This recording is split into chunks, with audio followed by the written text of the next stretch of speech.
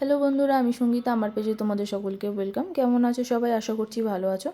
তো আজকের ভিডিওটা এই কারণেই করা, আমি আমার কিছু প্রবলেম তোমাদের সাথে শেয়ার করবো বলেই করেছি। তবে আমার মনে হয় না এই প্রবলেমটা শুধু আমার একার বলে। আমার মতন যারা এরকম বাইরে থাকো ট্রান্সফারেবল জবের জন্য, কম বেশি সবারই এরকম প্রবলেম থেকে থাকে।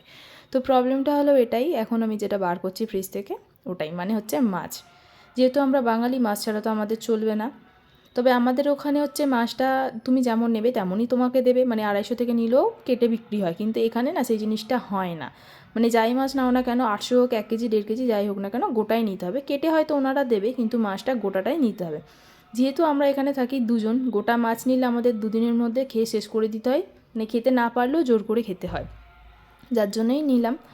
আর এর আগে তো আমরা গুজরাটে থাকতাম, কারণ এখানে তো আমরা এসেছি বেশি দিন হয়নি। আর গুজরাটে হচ্ছে বেশিরভাগ মানুষই ভেজিটেরিয়ান, মানে 100% মানুষের মধ্যে 95% মানুষ ভেজিটেরিয়ান, আর 5% মানুষ ননভেজ খায়। শুধু ননভেজ খেলে তো হবে না, হাউস ওনারের পারমিশন নিয়ে খেতে হবে। তাছাড়া খেলেও আশপাশের লোকেরা প্রবলেম ক্রিয়েট করে, স্মেলে ওদের প্রবলেম হচ্ছে।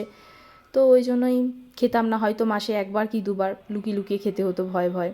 কিন্তু এখানে তো সেই প্রবলেম নেই, এখানেই একটাই প্রবলেম, যাই নাও না কেন গোটা নিতে হবে। তার গোটা নিলেই একই প্রবলেম, ওই জন্যই বিশেষ করে ফ্রিজটা নেওয়া। তো অনেকেই ভাবছে একটা ফ্রিজ নিয়েছে বলে দেখানোর কী আছে, বাট দেখাচ্ছি না, আমি আমার প্রবলেমের জন্যই নিয়েছি, আর সেটাই তোমাদের সাথে শেয়ার করলাম। আর এখন ফ্রিজ তো নর্মাল ব্যাপার, সবার বাড়িতেই রয়েছে, আমার বাড়িতেও রয়েছে।